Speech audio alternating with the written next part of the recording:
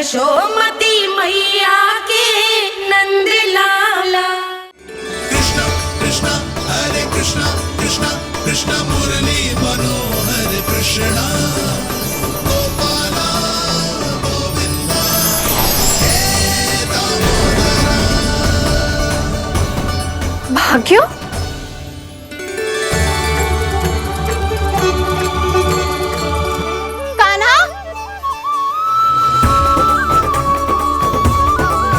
एक तो चोरी की और ऊपर से मूर्ख बना के भाग को। ये ठीक ना है, मुझे यशोदा जीजी को बताना ही होगा, और वो भी इसके घर पहुंचने से पहले।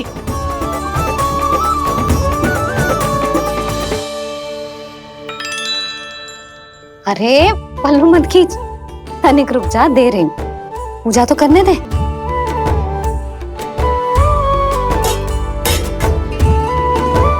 ले, अब जितना मन करे उतना प्रसाद खा।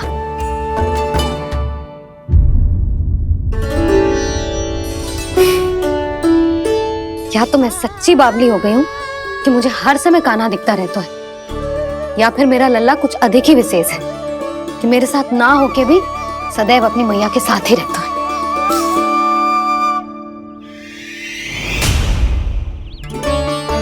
आज तो कैसे प्राण बचे, नारायण ही जानते हैं। मैं तो पाऊ को सिर पर लेके ऐसे सरपट भागो कि पूरे गोकुल में बड़ बोले। इस समय तो बड़ी बड़ी मत भागो, पर असली लाभ तो वानर महाराज ने उठाया है। पूरी की पूरी मटकी अकेले लेके निकल लिए। ये हमारी प्रतीक्षा कर रहा था ताकि हम माखन बांट सके। हमारे साथ ना दाऊ, उनके साथ।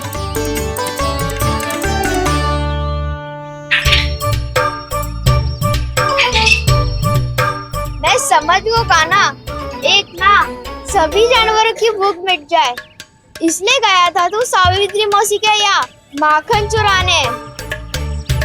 इससे पहले कि वो हमारे यहाँ पहुँच जाए, हमें घर पहुँचना होगा दाऊ, चाहे कछु हो जाए, पर देरी ना होनी चाहिए। इससे पहले कि बहुत समय बीत जाए, हमें ये समझना होगा कि लोभ आदमी की बुद्धि को भ्रष्ट कर दे, तो हमारे सोचने समझने की क्षमता को नष्ट कर दे। तो बहुत समय पहले की बात, एक साधु था, वो सुनसान घने जंगल में रहकर साधना करता था। ब्रह्म ज्ञान को प्राप्त करने ही वाला था कि अचानक से एक दिन उसे एक सुनहरी बिल्ली दिखाई थी। उसने उसे देखो तो सोचो कि ये तो बहुत सुंदर है, इसे तो मेरे पास रहना चाहिए, और उसने उस बिल्ली को अपने पास रख लिया।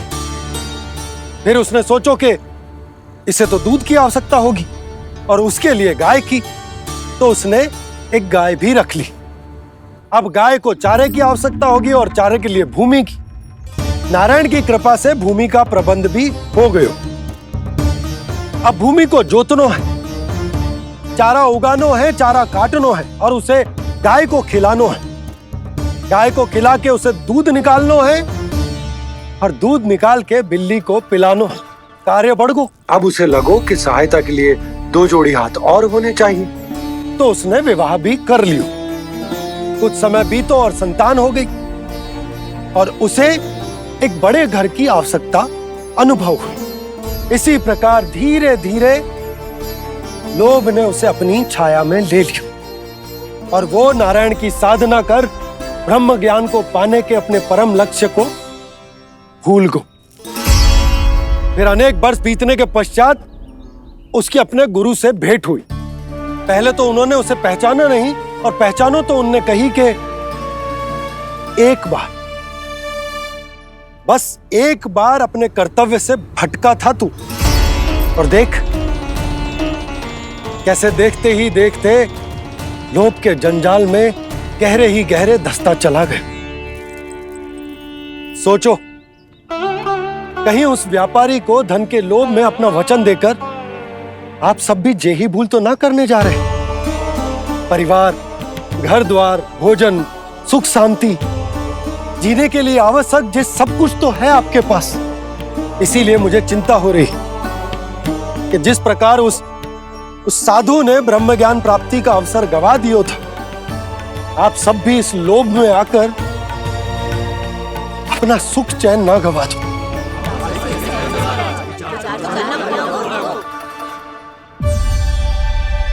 लग तो है बात सबको समझ आ रही है।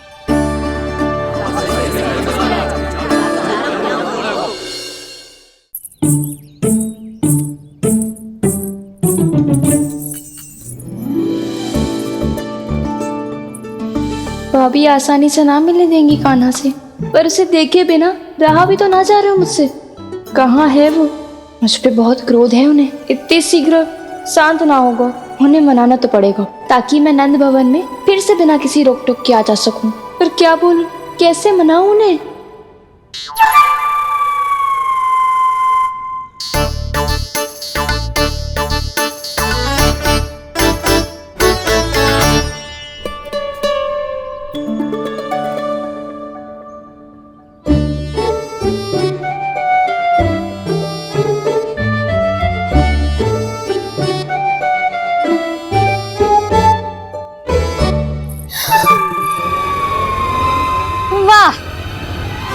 जिसने मेरे लल्ला पर चोरी का आरोप लगायो, वो ही आज मेरे घर में चोरी चोरी प्रवेश कर रही है। नाना भाभी, ऐसी कोई बात ना है, मैं तो बस ये देखने आई थी कि जसोदा भाभी का क्रोध शांत हुआ कि ना? सुन ले जानकी, मेरा क्रोध उसी दिन शांत होगा जिस दिन तू सारी गोपियों के सामने मेरे कान्हा पर लगाया आरोप वापस लेगी। चोरी करेगा तो आरोप ही लगेगा ना जीजी। फिर से आरोप? सावित्री, तू भी?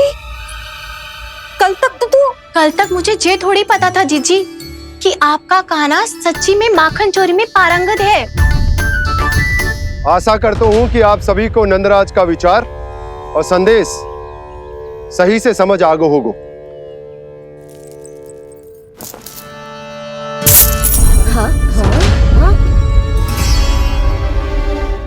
सिक्कों की खनक बता रही है कि पोटली कितनी भारी है।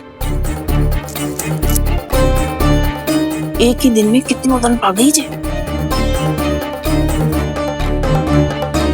हमें भी इससे अधिक धन अर्जित करना होगा, तभी तो हम अपनी उज्जवल का भविष्य उज्जवल कर पाएंगे। पहली बार कछु बुद्धि की बात की है तूने।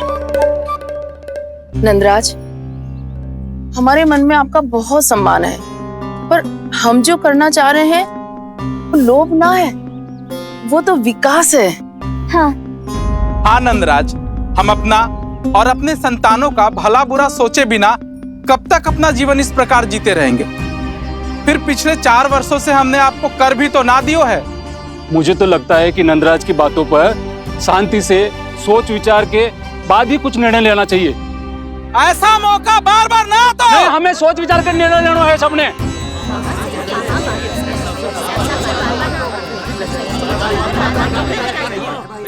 चोरी में पारंगत? हाँ जीजी, उसने टोली बनाई है और उसका नाम भी रखा है चौर्य विद्या प्रसारण टोली, और आपका कान्हा उसका अध्यक्ष है। अच्छा, तो कान्हा पूरी टोली लेकर आया था चोरी करने तेरे घर? और नहीं तो क्या।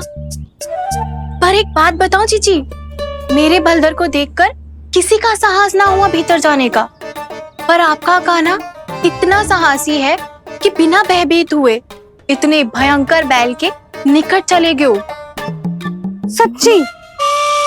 और तेरे रक्षक बैल ने कुछ ना किया उसे? है ना अचरज की बात। क्रोध के स्थान पर वो तो उसके सामने ऐसे झुको जैसे कि प्रणाम कर रहा है। और जीजी, आपका कान्हा साहसी ही ना, बहुत चतुर भी है। मैंने मटकियां बहुत ऊपर लटकाई थी, पर बताओ कि बिना चौकी के मटकी को नीचे उतारने का उपाय किसने ढूंढा? किसने? आपके चतुर कान्हा ने। उसने अपने सखाओं को पर्वत बनायो और एक पक्के सेनापति की तरह बिना भयभीत हुए उनके ऊपर चढ़ गयो और मटकियां उतारने लगो। और एक ही ना, तीनों की तीनों मटकियां उतार ली। तीनों? हाँ जीजी, और वो इतना दयालु है कि पहले एक मटकी का माखन सब में बांट दियो और फिर बची हुई 2 मटकियों में से एक मटकी अपने सखाओं को दे दी और फिर दूसरी मटकी एक भूखे वानर को दे दी। और फिर जब मैं उसके सामने जाके प्रश्न करने लगी तो उसने मुझे अपने तर्कों के जाल में उलझाया और बड़ी आसानी से सिद्ध कर दिया कि वो तो परोपकार कर रहा था। मैं तो देखती ही रह गई और शब्द तो ऐसे झड़ते हैं मुंह से जैसे कि फूल। रुक जा सावित्री, पहले तू ये निर्णय ले ले कि तू मेरे लल्ला का गुणगान करने आई है कि उसकी निंदा करने। निंदा करने ही आई हूँ जीजी। जानकी सत्य कह रही थी, आपका कान्हा माखन चोर ही है और बलराम के साथ भागा था। बलराम क्यों? वो तो साक्षात गरुड़ देव की पीठ पे बैठ के उड़ के आयो है, तभी तो तुझसे बहुत पहले आके यहाँ बैठ गओ ना। आ देख ले, आ जा। देखो कैसे बैठ के सब पहरा दे रहे हैं कि कोई पंछी अनाज ना चुगले, और तुम दोनों व्यर्थ में इन सब पर दोष लगा रही हो। कान्हा के निकट जाने का प्रयास भी मत ही करना। पहले मेरे लल्ला पर आरोप लगाती हो, फिर उससे मिलना भी चाहती हो।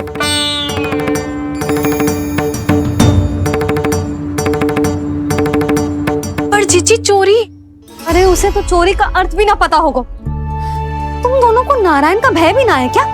हाँ, मेरे लल्ला पर आरोप लगाने से पहले तुम दोनों को लज्जा ना आई? हे नारायण, अब आप ही बताओ मैं क्या करूं। लग तो है किसी की घोर दृष्टि लगी है कि बार बार मेरे लल्ला पर आरोप लगते हैं। किसी की क्या, तुम दोनों की दृष्टि लगी है। या तो तुम दोनों मनगढ़ंत कथाओं को सत्य बताना छोड़ दो, या फिर कृपा करके मेरे घर आना बंद कर दो।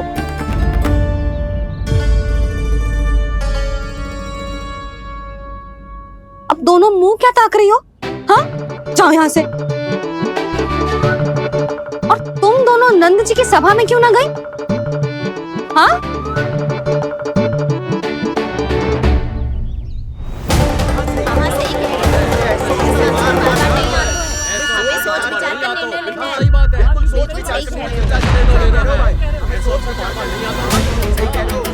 ये कौन? पहले तो कभी ना देखो इसे।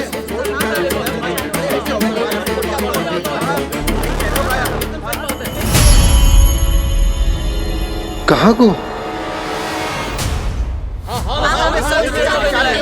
बस करो।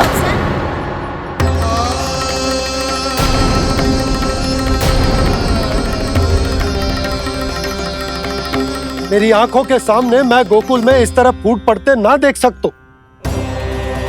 राजा हूं मैं, परंतु आज तक मैंने कोई भी निर्णय आप सब पर ना थोपो और ना ही आज थोपूंगा। मुझे पता है आप सबके पास कल सूर्यास्त तक को समय, इसीलिए मेरी विनती है कि आप घर जाकर रात्रि को इस बात पर पुनः विचार अवश्य कीजिएगा। सोचिएगा कि कोई भी व्यापारी अविश्वसनीय रूप से सस्ता क्रय विक्रय क्यों करेगा जब तक कि उसका कोई छुपा हुआ लाभ ना हो। हमें सोचना होगा कि कहीं हम उसके बिछाए जाल में फंस तो ना रहे।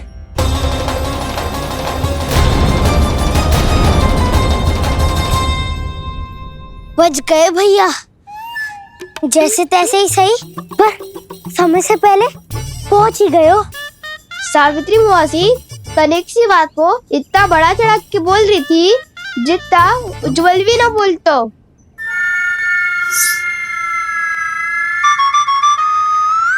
वैसे आनंद तो बहुत आयो, सच्ची। हाँ, बेहतर लगा तो माखन भी तो मिला और परोपकार भी होगा। बता कान्हा, और किसके घर जाना है अब? आज ही तो हमें शिक्षा मिली है, इतनी शीघ्र भूल गए तुम सब। लोग के चक्कर में पड़ोगे तो फंसोगे। लोग के चक्कर में पड़ोगे तो फंसोगे।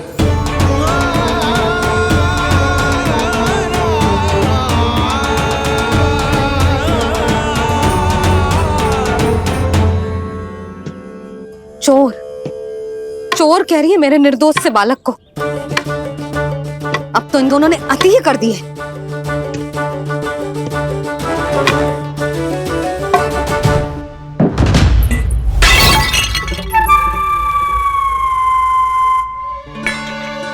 से भी अभी फूटना था। वैसे ही मैं इतनी चिंतित हूं। कैसे समझाऊं इन गांव वालों को?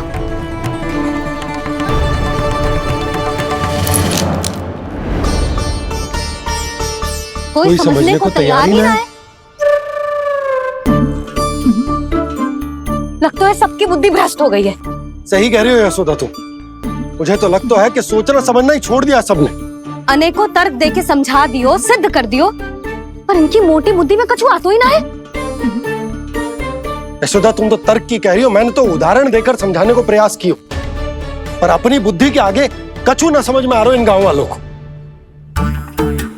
क्या सारे के सारे गांव वाले मेरे लल्ला पर आरोप लगा रहे हैं? जी क्या कह रही हो तुम? मैं तो गांव वालों की बात कर रहा हूं जो नारायण के नाम पर वचन देकर उस अपरिचित व्यापारी को अपने दूध, दही, घी, माखन सब देने को तैयार है। लो कर लो बात। मैं गोपियों की बात कर रही हूँ जो लल्ला पर माखन चोरी का आरोप लगा रही हूँ। और आज तो सावित्री ने भी लल्ला को माखन चोर कह के पुकारो है।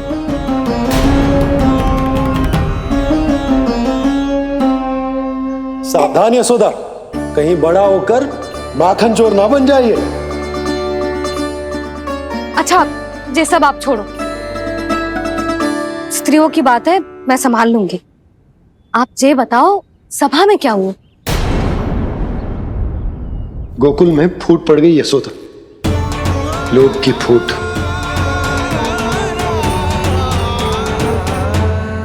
अरे रुको रुको रुको, व्यापारी जी रुकिए रुकिए।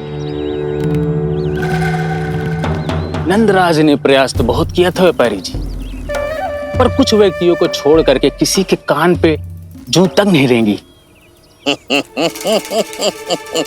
इसका अर्थ फूट पड़ चुकी है लोभ की वजह से। बहुत ही शुभ समाचार लाए हो गुप्तचर। अब शीघ्र ही दिखेगा लोभ का चमत्कार।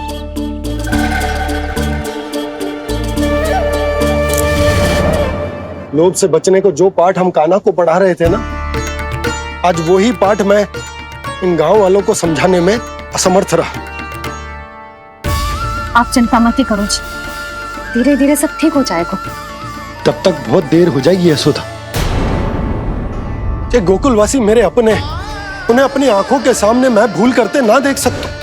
वो सुलक्षणा, वो उस व्यापारी के प्रभाव में आ गए, और शंकरी मौसी और सुमति भी सुलक्षणा के मार्ग पर ही चल रही। कान खोल के सुन ले बहू, आज से घर में दूध पीनो बंद, दही खानो बंद, और माखन तो बिल्कुल न खानो। पर मैया, पर किंतु परंतु कुछ ना सुननो मुझे। सुलक्षणा की जैसे धनवान बननो है कि ना?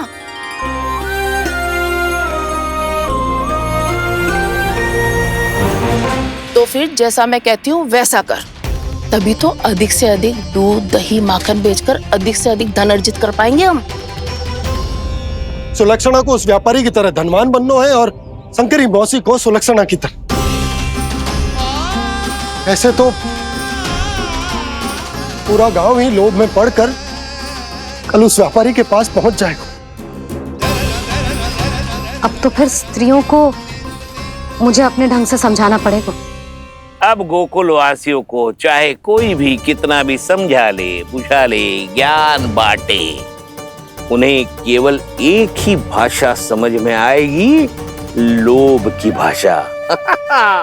लगता है आपके पास बहुत उत्तम योजना है व्यापारी जी।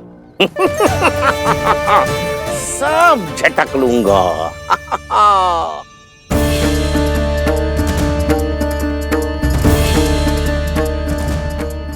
आपको क्या लगता है प्रभु, मैया के समझाने से गोपियाँ समझेंगी?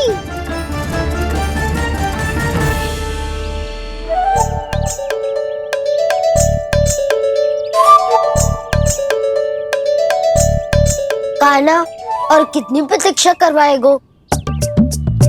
अब बता भी दे, माखन चुराने किसके घर जाना है? इतना आसान ना है निर्णय करना। समय लगता है, सोच विचार करना पड़ता है। पर ये निर्णय किया कैसे जाए पता है मुझे। लगता है ये निर्णय करना पड़ेगा कि बचना कैसे है।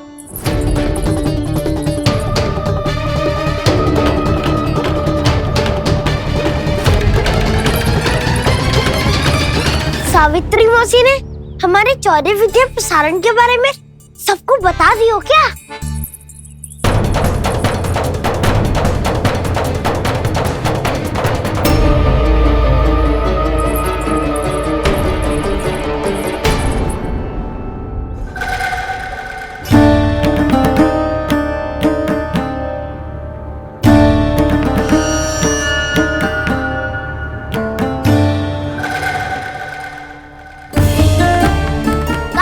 शीघ्र आओ, छोटी माँ बुला रही है।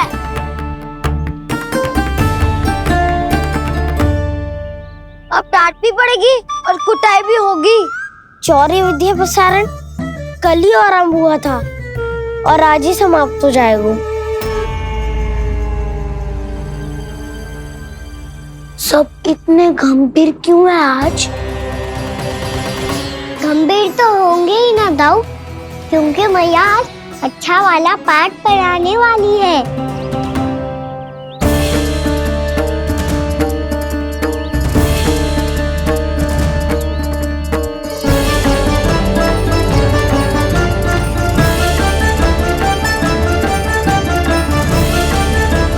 आ गए तुम दोनों? चलो आओ बैठ जाओ। जशोदा जी बता तो दो, सवेरे सवेरे क्यों बुलाया है हम सबको? रुको, इतनी शीघ्रता क्या है? पहले इन बालकों को कुछ खिलाने तो दो। अभी खेलने निकलेंगे ना, पूरी दोपहरी दिखाई ना देंगे।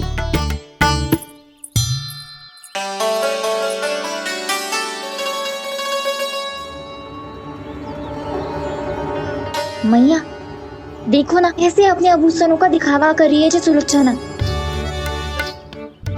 चिंता मत कर बहू, शीघ्र ही हम इससे अधिक आभूषण और इससे अधिक उत्तम वस्त्र पहन के घूमेंगे। ये देखो तुम दोनों के लिए क्या बनाओ है मैंने। पूरे गोकुल में प्रसिद्ध मेरे पेड़े। चलो लो। यशोदा, ये तो बहुत सारे हैं।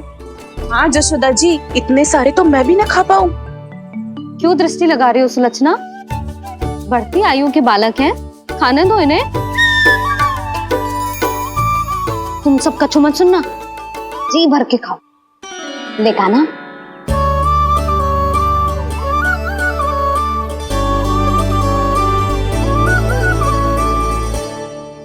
हे नारायण, मैंने अपने कान्हा को जो सिखाओ है, बस वे उसे स्मरण रखें और उसका पालन करें। ले और ले ले ले।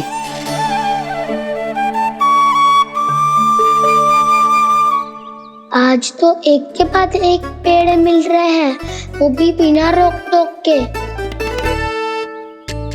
मैया 2 के बाद तीसरी मिठाई बड़ी कठिनाई से खाने देती है, पर आज सादा लाड पेड़ों के माध्यम से जिता रही है। कछु तो रहस्य है। प्रभु, क्या आप भी वही सोच रहे हैं जो मैं सोच रही हूँ? कोई परीक्षा तो नहीं ले रही है ये? किस सोच में पड़ गए तुम दोनों?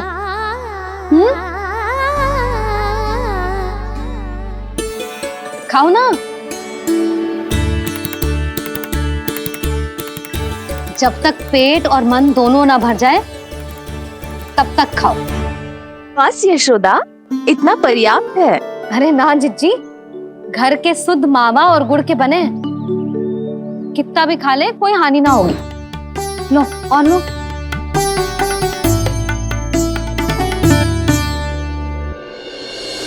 प्रभु, परीक्षा ही है ये।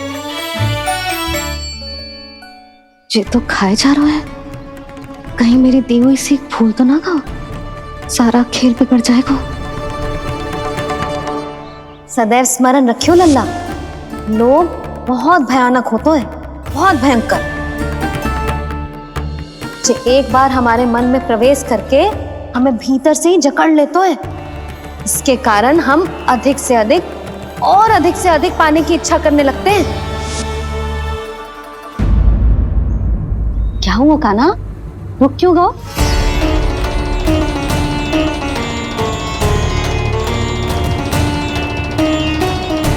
आपने तो सिखाया था मैया, जितनी आवश्यकता हो उतना ही लेना चाहिए, लोभ कभी ना करना चाहिए। बहुत बुरा राक्षस है लोभ।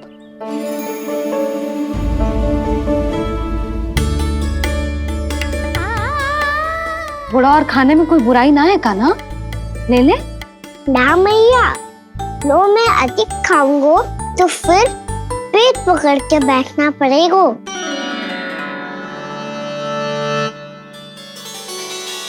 हाँ, मेरा भी पेट भर गया। कान्हा सही कह रहा है छोटी माँ, लोग बहुत भयानक राक्षस है। जो भी लोग के चक्कर में पड़ेगो वो बहुत बुरा फंसेगो। अच्छा जाओ, जाके खेलो तुम दोनों।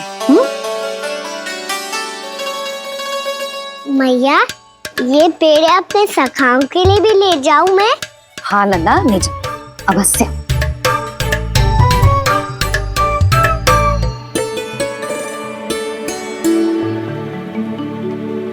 देखो, जो बात इन नन्हे से बालकों को भी समझ में आ रही है, वो तुम सबकी समझ क्यों ना आ रही?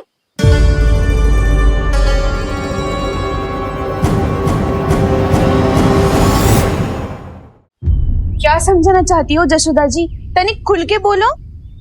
जब बसंता खाने के बाद भी हलवा खाने का हट करतो है तो उसे मना क्यों करती है? इसीलिए ना, ताकि स्वाद के लोभ में उसका स्वास्थ्य ना बिगड़ जाए। और उज्जवल, जब भरी दोपहरी में बाहर खेलने का हट करतो है तो तू उसे मना क्यों करती है? इसीलिए ना कि खेल के लोभ में उसे लू ना लग जाए। हाँ, और पुराण पढ़ना तो अच्छी बात है ना। तो श्री रामा जब रात में दीप के प्रकाश में पुराण की कथाएं पढ़ना चाहते है तो क्यों मना करती है? उसे बता। ताकि कथाओं के लोभ में उसकी दृष्टि खराब ना हो जाए जीजी। तो इसका अर्थ तो यही है ना कि लोभ चाहे पेड़ों का हो, चाहे पुराण की कथाओं का हो, या फिर अधिक धन अर्जित करने का हो, लोभ सदैव हानिकारक ही होता है। ये बात तुम ही सब ना समझोगी तो अपने बालकों को कैसे समझाओगी? बोलो। हम सबकी मैया यहाँ क्यों आई है? डांट पड़ी क्या? चौरी विद्या प्रसारण टोली के बारे में सबको पता चल गो क्या? चिंता के चने चबाना छोड़ो और ये पेड़े खाओ। भीतर और भी गंभीर समस्या पे चर्चा चल रही है। कैसी समस्या? लोग की भयानक राक्षस की समस्या। व्यापारी जी, नंद जी ने कल सभा बुलाई थी और आज रानी यशोदा जी ने सारी स्त्रियों को अपने घर पे बुलाया है। तो आपको नहीं लगता कि हमें कुछ करना चाहिए? करना तो चाहिए गुप्तचर। सबसे पहले हमें हाट जाकर गोकुल वासियों की प्रतीक्षा करनी चाहिए। सूर्यास्त से पहले वो सारे मूर्ख वहां आने वाले हैं, मेरे सामने नारायण के नाम का प्रण लेने। उन्हें चाहे कोई भी कितना भी समझा ले बुझा ले, उससे कोई अंतर नहीं पड़ेगा गुप्तचर। हमारा वास्तविक धन क्या है? दूध, घी, दही, माखन, यही ना? हाँ, तो श्री नारायण की कृपा से तो हमारे पास इसकी कोई कमी ही ना है। तो हम सब तो पहले से ही धनवान हुए ना। तो फिर जे गोधन अपने परिवार और संतान में बांटने के बाद जो भी बचतो है वो तो हाट पे बिखी जातो है ना। तो फिर मथुरा के किसी अपरिचित व्यापारी के साथ माथा फोड़ने की क्या आवश्यकता है? जशोदा जी, हम आपकी और नंदराज की चिंता समझते, पर इसकी कोई आवश्यकता ना है। कुछ उल्टा सीधा नहीं करेंगे हम। विश्वास रखो जशोदा, हम जो कुछ करेंगे समझदारी से करेंगे। लोभ में आके कोई निर्णय नहीं लेंगे हम लोग, है ना? हाँ। अच्छा, अब चलती हूँ। बुलावे की सूचना पाके सब कार्य ऐसे ही छोड़कर आ गई थी।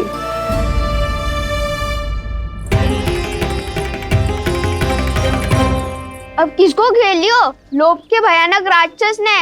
ये तो तभी पता चलेगा जब वो सब बाहर आएंगी। तब तो सबको बहुत ध्यान से देखना पड़ेगा।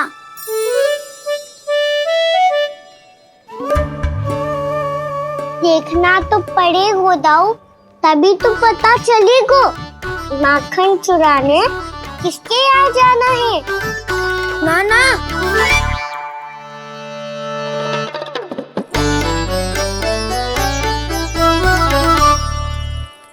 लोग का राक्षस तो उनके पास दिख ना रहे है।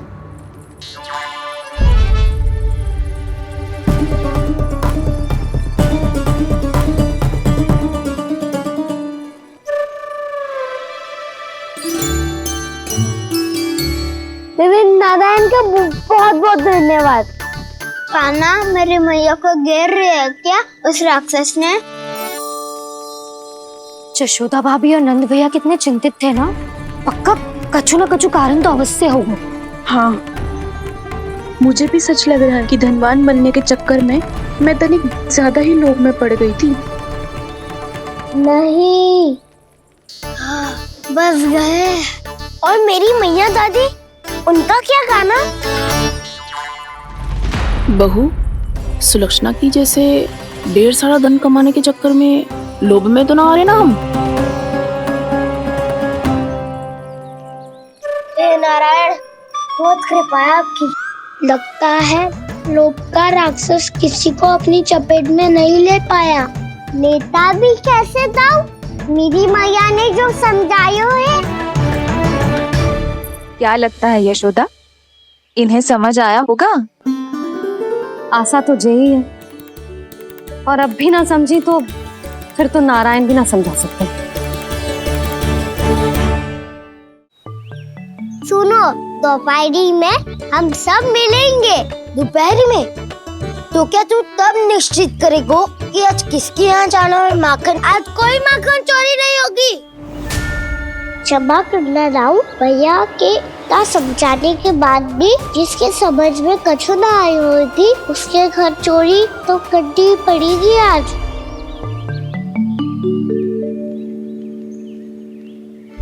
व्यापारी जी, सारी स्त्रियां एक साथ यहीं आ रही हैं। मेरे चक्रव्यूह में फंसने की इतनी शीघ्रता कि संध्या तक भी नहीं रुक पाई।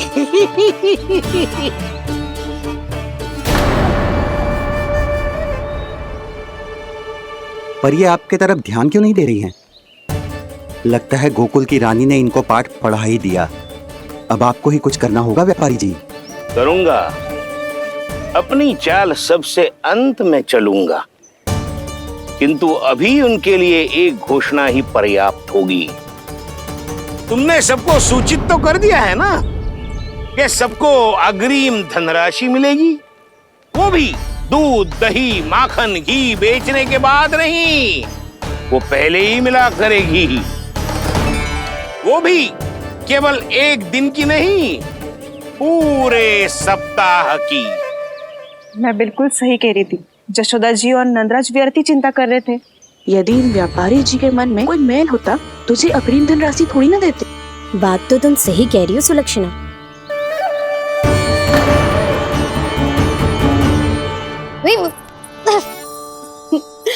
कितनी शरारत करते हो तू? काजल लगाने दे मुझे। भैया, पहले मुकुट लगाओ ना।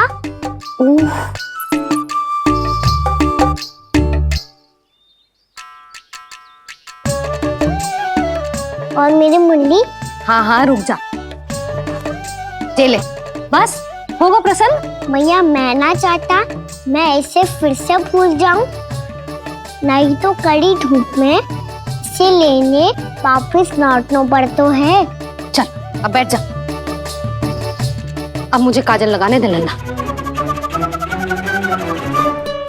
भैया इतना सारा काजल मत लगाओ, छोटा सा बालक लगता हूँ मैं। आहा, नखरे तो देखो। इतना सज धज के तो तेरे बाबा भी ना जाते बाहर, दृष्टि लग जाएगी लल्ला।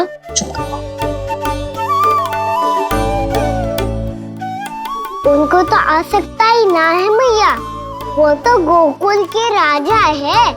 वैसे भी मुझे भी कम मत समझो, मैं भी राजा हूँ अपनी टोली का। कौन सी टोली? अपनी। ये क्या कर रहे हैं प्रभु? बता, कौन सी टोली? बालकों की टोली मैया, मारी खीर वाली टोली का।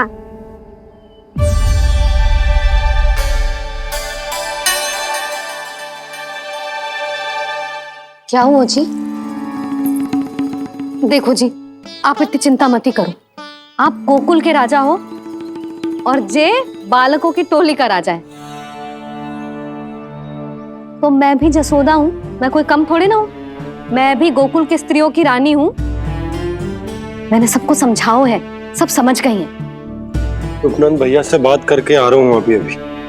पता चलो है कि उस व्यापारी ने अग्रिम राशि का लोभ दिया है सबको।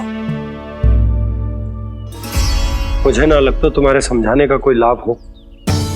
अभी तो ये सब समझ के गई, बोल के भी गई कि अब उस व्यापारी के फेर में ना फंसेंगी। इतनी शीघ्र पलट गई। इन सब में अपनी बुद्धि ना है क्या? जब कोई विकार मन में बस जाता है ना यशोदा, तो सूझबूझ सब समाप्त हो जाती। तो मुझे ही कच्चू करना पड़ेगा। मैया मैं जाऊं? हाँ तू जा।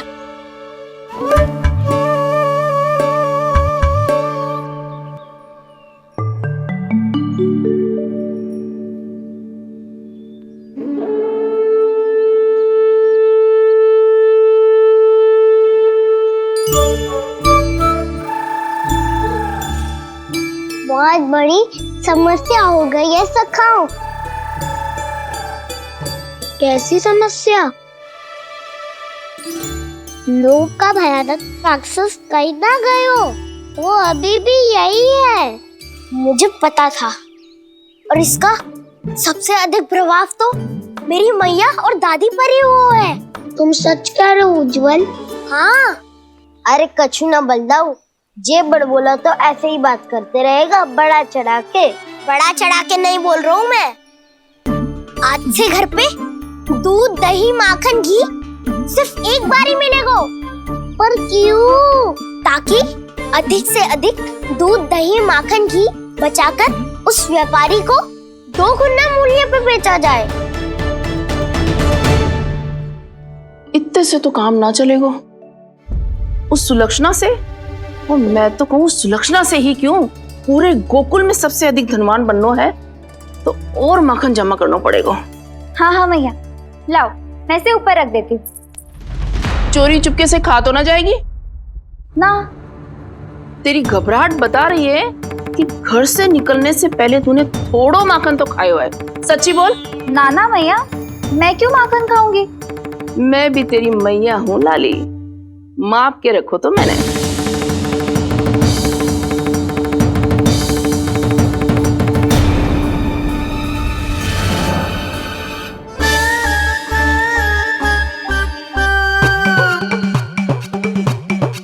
हाय रे, तूने तो सच्ची में माखन खायो है। तनिक भी लज्जा ना आई तुझे? असत्य बोलने से पाप लगता है मैया, और जितनी बार आप माखन नाप रही है उतनी बार डंडी पे लगा माखन आप स्वयं चाट रही है, और दोष मुझ पे दे रही है। वो तो बस मैं इसलिए चाट रही थी कहीं व्यर्थ ना जाए। और तेरी जीभ है कि तीखी मिर्ची। एक तो मैया से बहस करती है और चोरी चुपके स्वयं खा के मैया पे दोष भी धरती है। हे नारायण, कैसी बहू दी है मुझे। जा दूर हो जा मेरे कक्ष से, और माखन के तो आसपास भी दिखने की आवश्यकता ना है। इस चटोरी को तो कोई भरोसा ना है। माखन को तो सुरक्षित स्थान पर रखना पड़ेगा।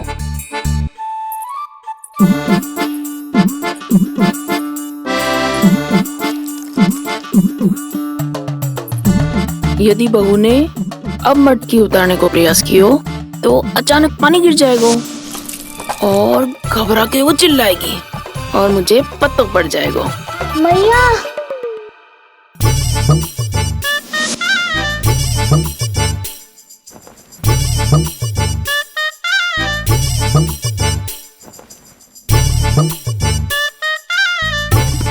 ये माखन तो मैं किसी को छूने भी ना दूंगी, तभी तो बनूंगी धनवान, बहुत धनवान।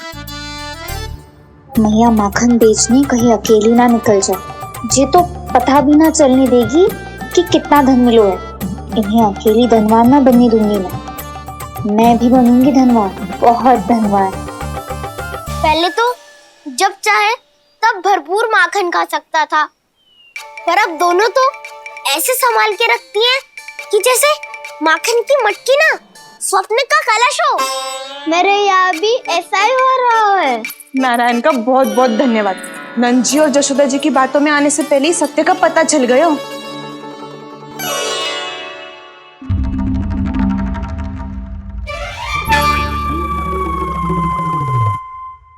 जे इतना सारा माखन।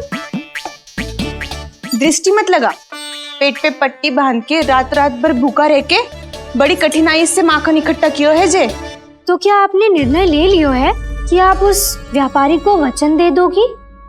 अरे जब द्वार पे साक्षात लक्ष्मी जी हो तो द्वार बंद ना करते बावली। तू अभी छोटी है, मैं तो कहती हूँ तू भी अपने भविष्य के बारे में अभी से सोचना आरंभ कर दे। कटौती तो मेरे घर पे भी आरंभ हो गई है काना। वो मैया ने कहा है या दूध चाहिए या दही चाहिए या माखन चाहिए, जो भी चाहिए एक ही बार मिलेगा।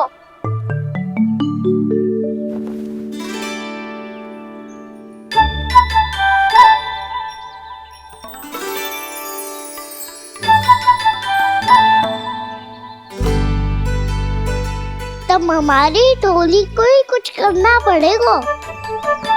तुम सबको तुम्हारा अधिकार मिले, यह हमारा कर्तव्य है।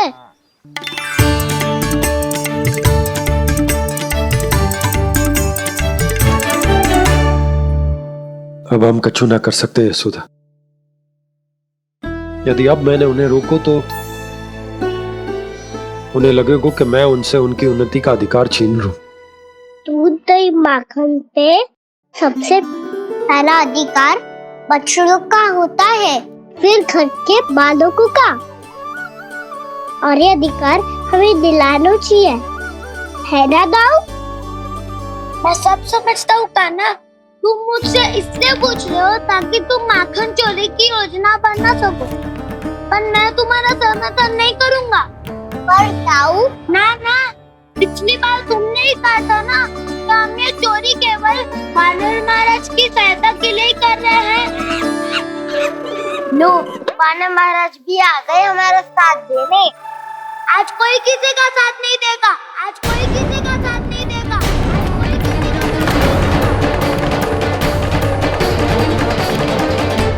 कान्हा के नटखट लीला और मजेदार कारनामे देखने के लिए चैनल को सब्सक्राइब करें और बेल आइकॉन दबाना ना भूलें।